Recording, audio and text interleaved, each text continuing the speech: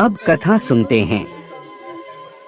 इस कथा के अनुसार जीमूतवाहन गंधर्व के बुद्धिमान और राजा थे।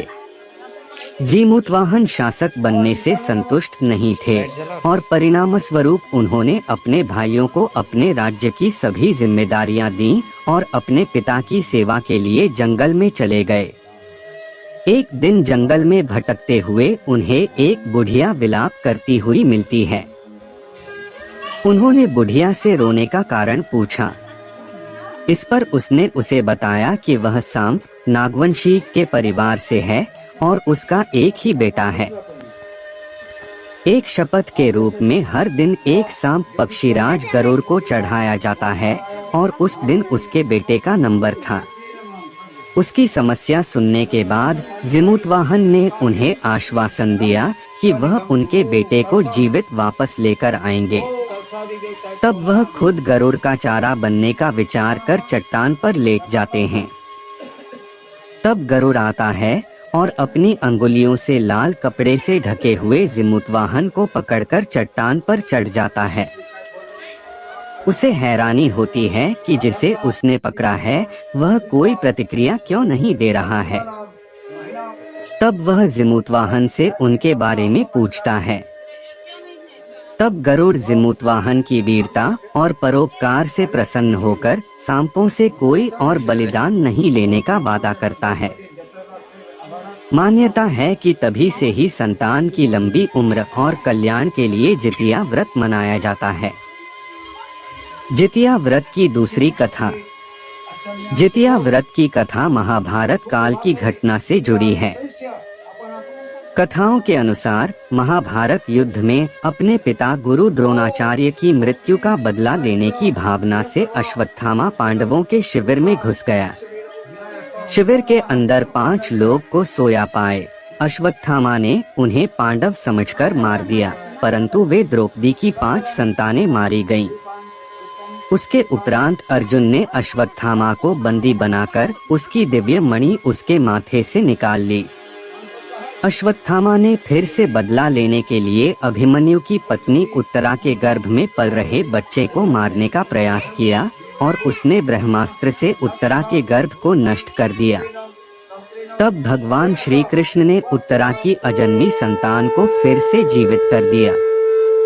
गर्भ में मरने के बाद जीवित होने के कारण उस बच्चे को जीवित पुत्रिका के नाम से भी जाना जाता है। तब उस समय से ही संतान की लंबी उम्र के लिए जितिया का व्रत रखा जाने लगा।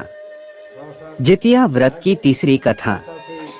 नर्मदा नदी के पास एक कंचनबटी नाम का नगर था। वहां के राजा का नाम मलाई केतु था। उसी नर्मदा नदी के पश्चिम और बालोटा नाम की मरुभूमि थी, जिसमें एक विशाल पेड़ पर चील रहती थी और उसी पेड़ के नीचे एक सियारिन भी रहती थी। चील और सियारिन दोनों ही पक्की सहेलियां थी। कुछ महिलाओं को जितिया व्रत करते देख चील और सियारिन ने भी यह व्रत करने का संकल्प लिया और दोनों ही भगवान श्री जीमूतवाहन की पूजा और व्रत करने का प्रण ले लिया। जिस दिन दोनों को व्रत रखना था, ठीक उसी दिन शहर के एक बड़े व्यापारी की मृत्यु हो गई और उनका दाह संस्कार वही मरुस्थल पर हुआ।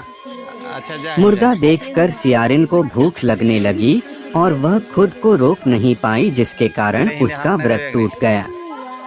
परंतु चील ने खुद पर संयम रखा और पूरी श्रद्धा और नियम से अपना व्रत पूरा किया और अगले दिन व्रत का पारण भी किया। उसके बाद अगले जन्म में दोनों सहेलियों ने पुत्री के रूप में एक ब्राह्मण परिवार में जन्म लिया। उनके पिता का नाम भास्कर था। चील बड़ी बहन और सियारिन छोटी बहन बनी। बड़ी बहन का नाम शीलावती रखा गया और उसकी शादी बुद्धिसेन के साथ हो गई। छोटी बहन का नाम कपूरावती रखा गया और उसकी शादी उस शहर के राजा मलायकेतु से हुई। और छोटी बहन कपूरावती कंचनवटी नगर की रानी बन गई। अब भगवान जीमूतवाहन के आशीर्वाद से बड़ी बहन शीलावती को 7 पुत्र प्राप्त हुए, लेकिन कपूरावती के बच्चे जन्म लेते ही खत्म हो जाते थे। कुछ सालों बाद शीलावती के सातों पुत्र बड़े हो गए और राजा के दरबार में काम करने लगे। उन्हें देखकर कपूरावती के मन में ईर्ष्या और जलन की भावना उत्पन्न होने लग गई।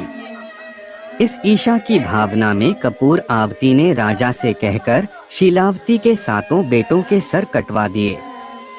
फिर उन सातों सिरों को साथ में बर्तन में डालकर ढक दिया गया और शीलावती के पास भिजवा दिया गया। यह सब देख भगवान जीमूतवाहन ने मिट्टी की सहायता से सातों भाइयों के सर बनाए और सभी सिरों को धड़ से जोड़कर उन पर अमृत छिड़क दिया, जिसके कारण वे सात भाई फिर से जिंदा हो गए और घर लौट आए। रानी ने जो कटे सर भिजवाए थे वह सब फूल बन गए। कपूरावती समाचार पाने को बहुत व्याकुल थी, लेकिन जब उसे इस बात का पता चला तो वह अपने बड़ी बहन के घर गई और वहां सबको जिंदा देखकर आश्चर्य में पड़ गई और बेहोश हो गई। जब कपूरावती होश में आई तो उसने अपनी बड़ी बहन से यह सारी बात बताई और अपनी गलती का पछतावा किया। भगवान जीमूतवाहन की कृपा से बड़ी बहन को पूर्व जन्म की सारी बात याद आ गई और वह अपनी छोटी बहन को उसी पेड़ के नीचे लाकर पूर्व जन्म की सारी बातें सुनाई, जिसे सुनकर कपूरावती फिर बेहोश हो गई और मर गई। जब राजा तक इस बात की सूचना मिली तो उन्होंने उसी जगह पर पेड़ के नीचे कपूरावती का दाह संस्कार कर दिया।